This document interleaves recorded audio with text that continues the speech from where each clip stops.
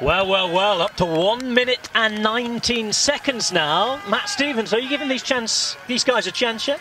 I certainly am. You know, they're really determined, and the way that Langen attacked the breakaway after the sprint, I think he took the sprint, or second. We should get confirmation of that. So he just carried straight on. That is a real indication of the kind of condition he has, and the break.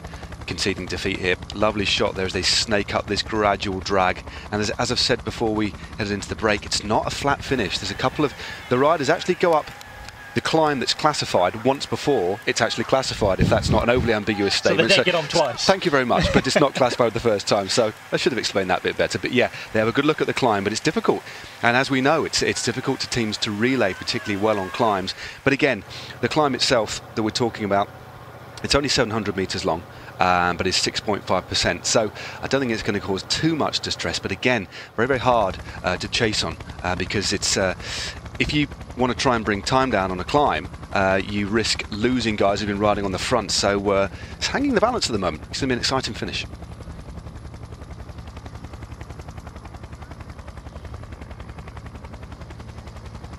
Sam Bennett, one of the Irish riders we were talking about before the break, rides for Bora Argon 18. Profile towards the end here reminds me, perhaps not as drastic, but a little bit of Caerphilly Mountain, where he won on the Tour of Britain a couple of years ago. That climb that they have to take on twice. Exactly. Sam Bennett is again, on his day he can sprint with the best, and year on year is getting better. Always bags a few, you know, decent wins, and as you say, that stage victory back when he was riding for the An Post Chain Reaction Sean Kelly team. There was only about 15 or 20 riders in that league group, including Bradley Wiggins and Leopold Koenig, those kind of guys, you know. And then so he could climb, made the selection, and then won the sprint as well. So yeah, could be a good bet today, Sam Bennett, without a doubt. Stephen Clancy as well, the other Irish rider at this race, riding for Team Novo Nordisk, I must mention. Of course, for all your Irish fans watching out there, we talked about a couple of British riders that were out there, but of course Bennett and Clancy also present too. This is the breakaway, Hofsis and Langen. Two riders from a 7-man breakaway. The other 5 have just been swallowed up by the peloton. We're inside the final 15 kilometres now, but that peloton must work hard, and I think they're going to have to collaborate, work even harder, Matt, because 6-man teams, only 15 Ks left still, 1 minute and 15. It could be very tense, very tight, and extremely exciting towards the end. Well, in a minute, you know, when we get to 10 Ks to go, if that doesn't dip, we're right on the cusp of that magic 10 seconds per kilometre that we talk about so often when we're in this position, making for a very exciting finish. And even if they really capitulate now, they're not going to get caught until a couple of kilometres to go. And the way they're riding, they seem to be holding this group off. In the last couple of kilometres, they've only actually lost 5 seconds. And of course, we haven't seen Katusha go to the front yet. It's Europcar that are doing a fair bit of the driving, and MTN Quebec as well. And as I say,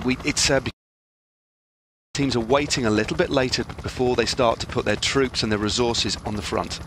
Yam Cycling just did a couple of turns on the front as well. They have Martin Elmiger as a faster finisher. Sander Holstenger, very exciting Norwegian rider in their team as well. Also fast in the finish. And Pirmin Lang, decent rider too. For the climbs, they have Marcel Wies, Matthias Frank and Steph Clement. Look to those guys in a couple of days' time. Heading into Hallstad today, capital of the oil industry in this part of Norway. Oil industry is Norway's biggest earner. They have a sovereign investment fund, which means that the oil revenue actually belongs to each and every Norwegian taxpayer. Not owned by private companies, invested in by private companies, but not owned by them. Look at these fans as well. They love sport in Norway, and this is Northern Norway's biggest sports event. 2 Norwegians heading the break too. Langen is the rider in the front. He's in the blue, and the man in the black and yellow at the back. Flags on the side of the road as well, bottom me. Well, this is that climb we're talking about. It's not actually a King of the Mountains on this occasion. They was to go past it, but next time over this climb they will be awarded points. So again, you could just see, it's quite amazing. Langen was actually sat down. That did look quite steep up there. The last part of it was definitely hurting the legs, but they've lost 15 seconds on that climb. The efforts of being away all day now starting to tell, but interestingly, it's not a World Tour team. It's Team Coop Oysterhouse, one of 6 Norwegian continental teams. And some of the World Tour teams would be pretty happy that one of the local teams is taking up the slack on the front, and an attack here from one of the riders from Tinkoff Saxo. Tinkoff Saxo, just 5 riders here, not many of them very experienced. Peter Sagan's brother riding, as is Mikael Morkov, who we've seen. Mikael Kolar is there. This looks like Antoine Tulhoek, who might be having a go over the top. King of the Mountain Summit. You mentioned no points here. I wonder if the message has got through. I don't think it did on that occasion, unless our handbook's wrong, but it looked like that was an attack for points rather than an attack to break away from the bunch. But worth mentioning at this point, as they go over the climb, a few riders in difficulty. Ken Hansen at the back there for United Healthcare. He would be one man who we think could well be involved in the sprint at the end of the day. Judging by his form there, I don't think it's going to happen for the United States team. Well, especially given the fact they've got to go up this climb on another occasion too. It's going to make it very difficult. It's a great shot there. Look at the views, look at where the bunch as well is strung out, just going down this descent before it kicks up again. There is Harstad. Said just under 25,000 is the population of northern Norway's most densely populated region around here, but this is the 3rd biggest city in the area. We're heading between Nordland and the county of Troms as well, where the race finished in Tromsø last year. That wonderfully exciting stage. It was up the hill, down the hill. Hushovd attacking in the final couple of kilometres. It was great. It was and real... Alexander Kristoff breaking his heart. Yeah, that was, I can't really call it controversial. It was a little bit unexpected, wasn't it? We thought that Hushovd was going to end his career with a stage win on home soil. Alexander Kristoff obviously had different idea about that particular situation. But no, it was a great race last year all round, and the year previously. It was put on a good show, and at the moment, bunch really going down this descent. 38 seconds, the gap has been cut by around 30 seconds. One interesting thing to note as well, Mike, I feel we probably haven't done as yet, the distance today. It's the longest stage of the race. It's 213.5 kilometres. Of course, riding in conditions that the riders haven't been used to for the last couple of months. A little cooler. Yeah, it's a lot cooler, as he's seen a lot of riders with full arm warmers and knee warmers on as well, and it really is a shock to the system when you've raced in primarily hot conditions, come off the back of the Tour de France, for example, which a lot of riders have. You know, there are 18 teams here, about 16 teams that are here have actually ridden the Tour de France, you know, and many of the riders have come back off the Tour. And believe you me, having raced the Tours of Denmark, coming off the back of races like the Giro or racing in southern Europe, it is different, and it does take a little bit of time to get used to. I know some of the teams have been up here for a couple of days. They've been out on both days for a bit of a spin just to acclimatise, but you burn more calories when the temperature's lower as well, so completely different physiological environment to racing. They've been on rides, they've been on helicopter rides as well. We've had Jose Serpa out with his selfie stick taking pictures. All sorts of fun and games before the Arctic race of Norway. Fun and games on the road now.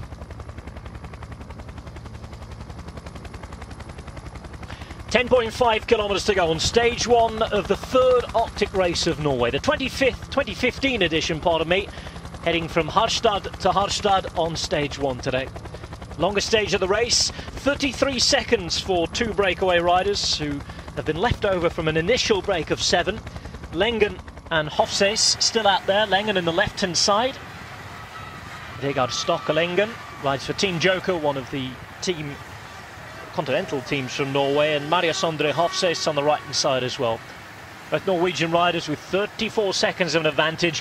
One more climb still to do. It's going to be really hard now, isn't it? It is. It's when you've been away, as we know that these riders went away at around kilometre 14 or 15. They've been away for a long time today. You can actually, you know, when you're inspired, when you've got the adrenaline flowing, you can actually manage to ride pretty quick on the flat. But as soon as you hit a climb, when you've got 200 kilometres, especially being in the wind yourself, it's a different matter. And you know, I'm not saying they're going to capitulate, but they're in danger of really losing a big chunk of time the next time they hit the climb. Well, we saw a group that was led by Skabo Grumai, the Ethiopian champion, on the right-hand side, just a few hundred metres behind. Perhaps some of those riders who've had time off. The left-hand side here, I think you might be able to see a few of the riders who may attempt to get back in to some space. Jose Serpa on the left-hand side, the Colombian, riding for Lampre. Lampre with sprint options today. Niccolò Bonifacio or Davide Cimolai. We'll have to wait and see who it is. They had 3 sprint options over in the Tour of Poland last year, and they conspire to mess it up every single day. Yeah, of course, like Sasha Modolo as well, haven't they? You know, that they do have an amazing array of sprinters, all different, but it's quite interesting, I think is probably the best way to put it, when you see Lampre and Merida do the sprints, because they seem to sprint almost independently of each other rather than working for each other. And it'll be interesting to see how they take this sprint today. 2 riders taking the Flamme Rouge, but there's still 9 kilometres to go. 1 circuit to do, of course. Look at all the fans here. Great noise as well. Sporting occasions don't often come to the Arctic Circle, certainly summer once. And these guys are really, really loving all this. I mean, it's being in the lead at the back end of any big race is quite special. The amount of adrenaline that courses through your body as we hit another one of these little drags. Well, this looks like the kick up to the line to me. This is where Thor Hushoff won last time, of course, and the kick up to the line, it's going to be a sprint finish. But last time, look at this, 500 metres. We're told the grading in the last 800 metres is that 6%, and we can see already there's a slight difference between the 2 riders out front. Lengen looks the stronger of the 2. He certainly does. He's just riding away from his breakaway partner there, stamping on the pedal as he looks a brutally powerful rider, doesn't he? I mean, he's not even looked round, he's just riding away from this guy, and he's going to try and take this alone. Well, to the lay observer here, it looks as though, Matt, I'm sure you'll either confirm or deny this, but whoever wins a sprint is going to have to be able to climb a little in the last kilometre. It's going to suit the strongman. It's not going to suit the pure sprinters. But as we've talked about in a fair bit of detail already, a lot of the sprinters here do have the kind of the sprint attributes. They know how to sort of ride this sort of finish. It could suit a Christoph, but I think it might swing more in the favour looking at it again, because that really does pitch up now. Perhaps more Edvard Bosenhagen, perhaps even Cockard a bit more. But yeah. Or a lone attacker right from the bottom. It's going to be interesting. The bell rings, 1 lap remains, 8 kilometres to go and just 9 seconds now for Vegard Starkelengen, all on his own at the front of the race. The man climbing up to the line was involved in the breakaway a minute ago. He's given up here, and Jose Serpa leads the peloton over the line. 16 seconds the time difference on the line. And that was, yes, Serpa just rode across the line there for Lampre Meriden, closely followed by another Norwegian. That's Marco Haller. He's the main lead-out rider for, of course, Alexander Kristoff. But still this one rider out in front, Langen. Very, very powerful. He's not giving up at all. Urged on by the partisan crowd, loving every moment and also hating it in equal measure. Well, he has form. We said he won the Tour of Alsace very, very recently. Of the sprinters who have form, well, you'd have to say it's Brian Cockard, isn't it? He was excellent on the Champs-Élysées, second, a real turn of speed. As you can see, Marco Haller, the Austrian champion, sacrificing himself for an Alexander Kristoff who looks in pain up the hill here. Yeah, we've seen so many times Alexander Kristoff does have the ability, doesn't like climbs, but he can haul his big frame over the hills. Think back to Milan San Remo when he was paced by Paolini. He was out the back, Paolini dragged him back on. But that's what a lot of these sprinters have to be able to get over, the smaller climbs, and to get themselves to the finish, to give themselves an opportunity. But this is going to be a very, very interesting finale. And yeah, I'll be interested to see what team takes it up, or if anybody wants to go along. But still, this man managed to pull out another couple of seconds. Not too many. The peloton can already see him. The peloton can see Lengen behind. It's strung out, it's very, very tight, and we're on narrow roads as well, so probably the best scenario. It certainly is. It's the best place to be, out in front. But remember, we've got to go up the King of the Mountains climb again yet. So it's a very, very difficult finishing circuit to see riders on the moving up on the outside. That's Team Ringekits, one of the local squads in the orange and blue.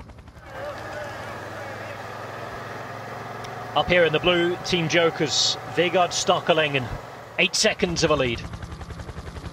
Katusha trying to put some organisation at the front, and rather like we've seen in other 6-man races, Tour of Britain, of course, what we saw just a couple of weeks ago, the Ride London Surrey Classic, with 6 men in a team, is so hard to control a race.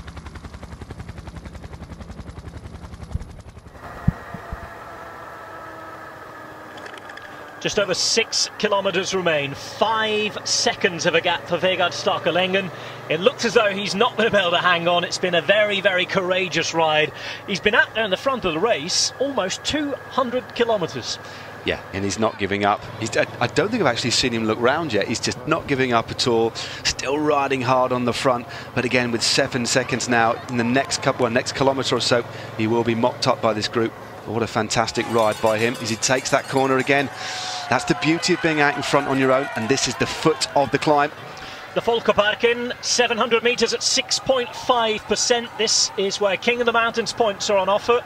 Points for the Salmon Climbers jersey, which will be awarded at the end of every stage. And this is going to be an interesting part. Look, you can just see on the left-hand side one of the first BMC riders. From BMC, yeah. Going for a bit. The rider who's wearing 46. That's Dylan Turns. The rider I know you were tipping for some sort of glory today. Really talented rider. Likes the undulating terrains. Has got a good turn of speed as well. And this is an opportunity to take some time, because if you can get over the top of this climb with 15-20 seconds, although he's been closely marked by Katusha, who sensed the danger. Well, the breakaway is done for the day. They got Starkelengen reeled in, and look at the pace. Look at the pace being put on as we see Davide Cimolai will not be involved in any sprint finish. That's going to, yeah, let's just show this is a very, very good effort by Dylan Teuns out of the saddle. But remember, this climb is only short, only 700 metres in length. Tinkoff Saxo also trying to shut the gap down as well. But this is going to make some of the pure sprinters' legs very, very sore indeed. Well, Marco Haller in second position is enjoying some of the form of his life at the minute, as Edvald Boasson-Hagen fourth or fifth wheel there, perhaps knowing that if a small move goes, he has to be involved in it if he wants to win the stage. Of course, Edvald Boasson-Hagen, he can climb very well. He's won, remember a couple of years back, he won a couple of stages in the Tour de France. One was a semi-mountainous stage as well. So though he's a prodigious sprinter, he can also get himself over the climbs as well. Tucked in there in fifth wheel, just see him in the black kit with that Norwegian flag denoting he, of course, is the Norwegian national road champ. He looks very dangerous at the moment. 6 riders then at the head of the race with 5 kilometres to go, and just a few metres, not even 100 metres, between the two groups at the front. This is all going to change once we get to the final climb again, whatever happens here. We've already seen how selective it can be. Well, this particular circuit, it's great because it's so hard for the sprinters teams to get organised, because it's such a hard effort. You know, the way, especially the way that Dylan Teuns attacked that climb. And remember, BMC haven't brought a pure sprinter with them, so they're more than happy to attack, break up the rhythm of the other teams, so they can take their opportunities. And this could be something to tee up for, of course, Ben Hermans as well, and another rider in a similar vein as Dylan Teuns and Greg Van Avermaet. They do have some really punchy riders on that squad. Well, Campbell Flakemore is the track rider and time trialist who's here, but Sylvain Dillier is a fantastically fast finisher as well. Hop or two on and off the curve as Alexander Kristoff tries to return to the front. Marco Haller trying to calm down things for him. Yeah, Haller will try, and he'll try, and Marco Haller will be used to try and shut things down. In the meantime, I think it's Michael Gurgel that's gone off, but we'll wait for confirmation of that. Looks to be a number 82 for Tinkoff Saxo. A helicopter here high above the race. All sorts of action as Louis Meintjes battles at the back, the very small South African climber. Lightweight man attempting to hold on. It is very difficult when you're as light as him. Great going up climbs, but when you're trying to close a gap on the downhill section, that's when being light isn't necessarily a good thing. On the right hand side, Astana now getting the mix with a late attack.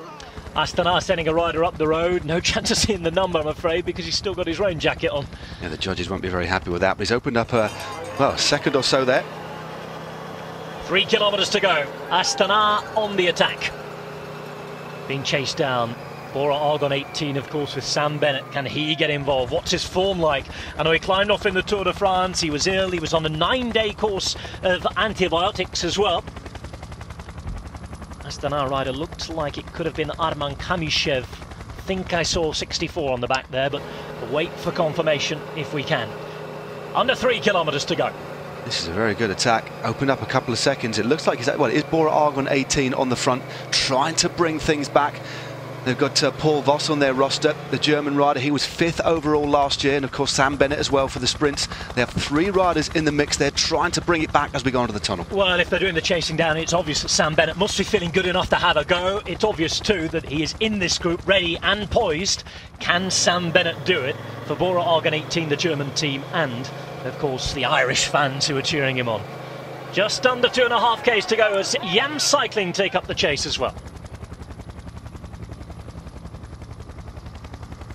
Borag on 18 in the black on the right-hand side, in the blue and red on the left. Just joining together now, Yam Cycling, chasing down our lone attacker from Astana, who looks to be Arman Kamishev from Kazakhstan. Yam Cycling again, just road splitting. The riders have already seen a lot of this road on the way in, a lot of it on the way out as well. They've been staying in Harstad the last couple of days, so as well the training's gone on. People have tried and thought about the sprint, and those people who want the sprint wins, who need them desperately, will have made plans. 2 kilometres to go. The question now is, Matt Stevens, who can execute them? Again, well, it's United Healthcare, the American squad, pro-continental team, been around a couple of years now. Very distinctive white and blue kit, now driving very, very hard on the front of the bunch. The late attacker from Astana now has been mopped up, and it's all together. Quite a few riders have made contact again. Looks like Sam Bennett is in the mix in the middle there, just on the right-hand side, sorry. Being shepherded by, being shepherded, I think that is by Paul Voss. Well, Bennett with the rather, let's say, interestingly coloured sunshades on there. Visible from up on this helicopter shot, I'm sure they were so bright. Edvald Boasson Hagen, fourth wheel on the right-hand side. Very, very easy to spot because he has the Norwegian flag on his back. Alexander Kristoff is third wheel on the left. The man in front of him, that is the Austrian champion in great form at the minute, Marco Haller, as we take a look at Stef Clement, the Dutchman, at the back here for Yam Cycling. 1.1 kilometres to go. Yeah, Stef Clement using his TT ability to good effect there, making contact with the bunch. I don't think we'll see him participating in the sprint. He'll just be glad to get back in the mix. But a kilometre to go now. Katusha on the front.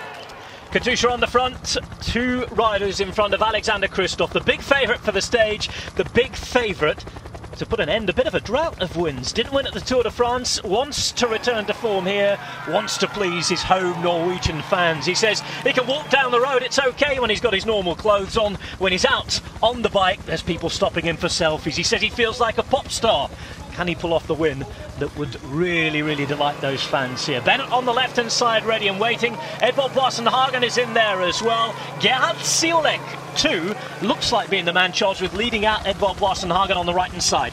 You'll see Siolek goes to the front now, starts to wind up. Remember, he is a remarkably strong rider as well. Happy on these slight inclines. He leads it long. Edvald Boasson Hagen there in second place. So Gerhard Siolek at the front, really trying to do the business on the lead out here for Edvald Boasson Hagen. Riders on the uphill, they're going to have to go from a long, long way out as Bonifacio is there as well for Lampre. Sam Bennett right on the wheel of Edvald Boasson Hagen, looking really, really well positioned at the minute. It's Boasson Hagen in the black through the middle. Kristoff in the white on the left-hand side. Bennett's losing ground, and it's Kristoff, stronger than the rest in Harstad, as he takes stage 1 of the Arctic race of Norway. My oh my, that was a sprint for the strongmen. It certainly was. There was a little bit of argy-bargy just on that gradual left-hander. We saw Edvald Boasson Hagen having a bit of an elbow shuffle there with Marco Haller, but in the end of the day, that didn't make any difference to the winner today. This man here, Alexander Kristoff, that's win number 19. What a display of power from him. Superb win. Well, Bennett looked like he was about to get there. He looked like he was there, just could not hold the speed. The same could be said of the rider who was in the pink and blue from Lampre, Niccolò Bonifacio, the lighter of the 2 sprinters in that team. Just couldn't hold the strength. It was a fight up between the 2 Norwegians, and it was the man from Katusha, the classic star, Alexander Kristoff, as Matt said, took win number 19 of the season. Norwegian champion Edvald Boasson Hagen finishing in second place. Here's the sprint again. Here it is. You could just see the face, both the faces of these Norwegian riders. Look at Kristoff. He looks across. He's got enough. But I tell you what, Edvald Boasson Hagen didn't give up, and I think they opened up a couple of seconds.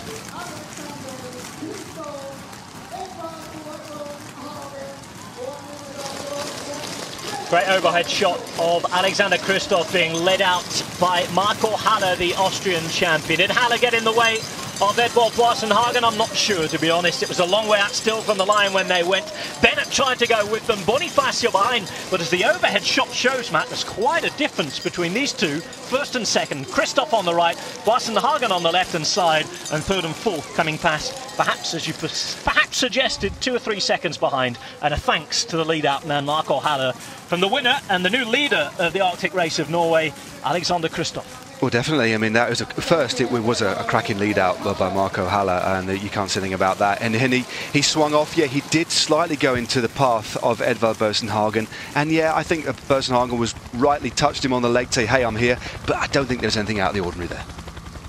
Alexander Kristoff wins stage 1 ahead of Edvald Boasson-Hagen. Sam Bennett finishing 3rd with Bonifacio in 4th.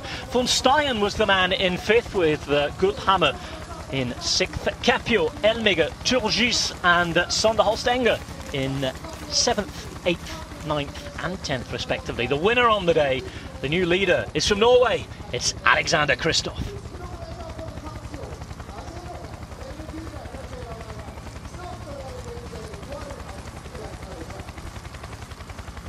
No time difference is given on the classification of the top 10. However, there will be bonus seconds, and Alexander Kristoff will be the new leader of the Arctic race of Norway. Yeah, he certainly will. Again, what happens sometimes, I mean, that last 20 metres, we can see it again here. You can just see Edvald Boasson-Hagen on the right-hand side, his head down. Different style there from Kristoff, a little bit higher. But the last 25 metres was where the strength of Alexander Kristoff showed. He actually opened up 3 or 4 lengths, and I think that's why the time gap wasn't given. I think had Edvald Boasson-Hagen not been in the gap between Sam Bennett and co, then we would have seen a time gap there. But no, great display of sprinting prowess, but a remarkable lead out there by his teammate too. Alexander, you're a winner again. How does it feel? It's great to win again. I didn't win the whole summer, so now it was about time. So I'm happy to win here in Arctic, and now we can relax a bit because we have a win. And with a 5-man team, it's always difficult. But today, my guys did a great job, even if you were 1 guy less. So, I was in a perfect position in the last kilometer, and I was the strongest in the last climb to the finish. So I'm happy. Does it make it up for your disappointment of the Tour de France? Of course, I would rather have than it's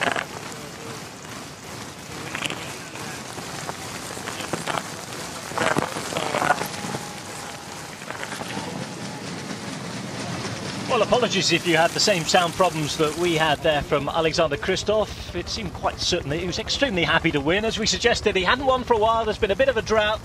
Happy to win as he hasn't done all summer, he said. Yeah, when you've got a pro rider at World Tour level saying, "Oh, I haven't won all summer, but this happens to be my 19th win anyway," it just shows was a bit special. Yeah, wasn't it? what a quite incredible season he's had, regardless of the fact that he came out of the Tour de France essentially drawing a blank. But no, another win. He looks to be back on fine form.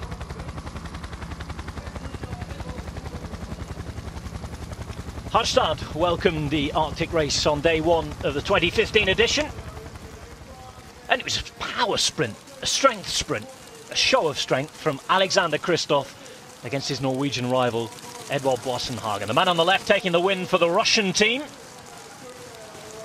South African team powered by Edvald Boasson-Hagen, the Norwegian champion, having to settle for 2nd place.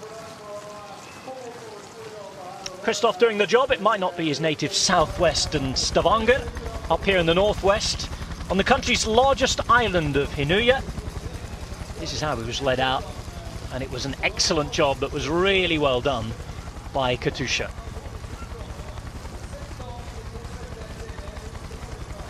Sven-Erik Bistrom, the first of the 3 men there. Marco Haller then taking over, the Austrian.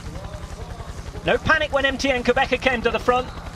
Haller knowing his job, it's a job he's done so well this year. Jacopo Guarnieri has normally been involved in that lead-out train, not here at this particular race. Haller showing his strength, working so hard to put his man in the right position, and when he was allowed to launch his own sprint, did exactly the job to beat the man on the left, Edvald Boasson-Hagen. Boasson-Hagen taking the front early on, Kristoff hitting it at just the right time, and he's the winner.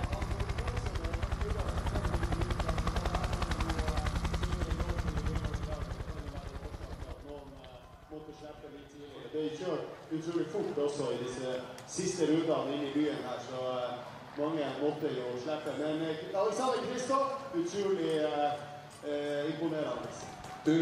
Alexander Kristoff wins stage 1 and is the new leader of the Arctic race of Norway. He'll be wearing the blue and orange leader's jersey on stage 2.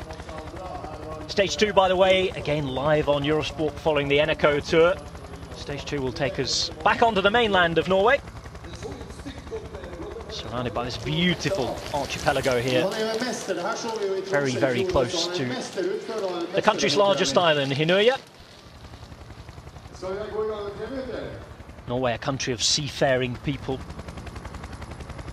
Seafood, the most popular dish, and plenty of them as well, lots of prawns and salmon, as we're about to find out on the podium, I'm sure, with the salmon jersey being given out this year. Indeed, best climber. Well, salmon, I suppose, are pretty good at climbing in their own way, aren't they? They're freshwater salmon anyway, they go upstream, so maybe it's an appropriate sort of jersey if there's to be a fish-related King of Mountains jersey anyway. Well, there's 500 kilos of the stuff apparently to be won. There we go. Very worthwhile. Yep, the rider who crowns the summit of Stage 3 will take away 500 kilograms of salmon home with them. 500 kilograms? Apparently. That's a lot of salmon. That's a lot of salmon. That's a small plane, isn't it, full of salmon? Well, if that isn't the case, then the person who wrote the press release